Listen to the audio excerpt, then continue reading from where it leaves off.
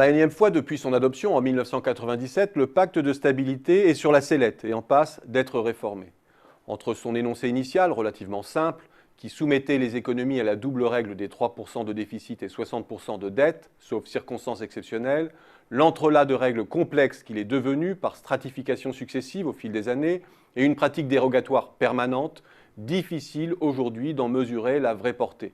Il a été durci sur certains points, adouci sur d'autres, complété de multiples objectifs périphériques. Mais au final, une chose est sûre, même si le pacte n'a jamais été appliqué aveuglément, il inhibe depuis des années l'usage raisonné de la politique budgétaire. Et alors même que la très grande majorité des pays européens sont revenus en dessous de 3% de déficit structurel, la plupart continuent à mener des politiques de rigueur. Et ces politiques sont en passe de tuer dans l'œuf le début de reprise qui se dessinait en Europe depuis le milieu de 2013. Et casser une reprise, ce n'est pas perdre quelques points de croissance, mais inhiber une vague de croissance qui remettrait spontanément tous les pays européens sur les rails en termes de déficit et de dynamique de dette. Le coût est considérable. En prolongeant sans fondement économique l'effort de rigueur, le pacte de stabilité transforme le travail de consolidation en véritable tonneau de Danaïde, où chacun repousse sans fin sa cible en détruisant toujours plus son assiette fiscale et son potentiel de croissance à long terme.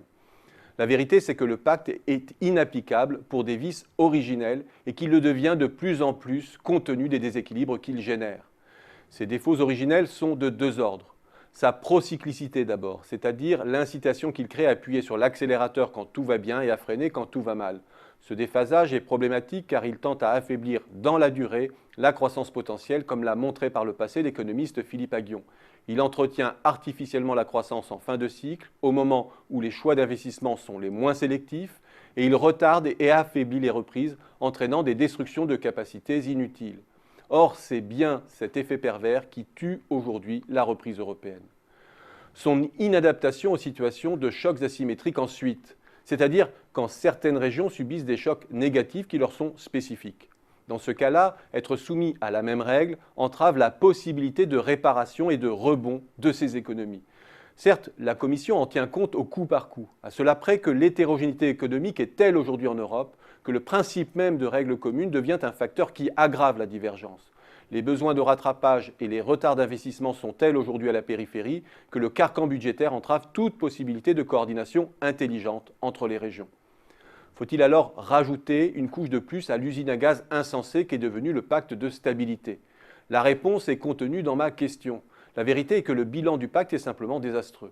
Il ne s'agit pas de refuser les règles et l'idée même d'une discipline budgétaire.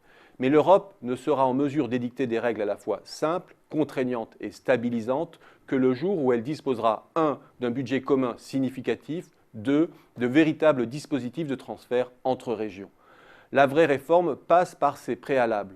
Toute autre voie ne fera qu'ajouter un épisode de plus à la tragicomédie réglementaire bruxelloise.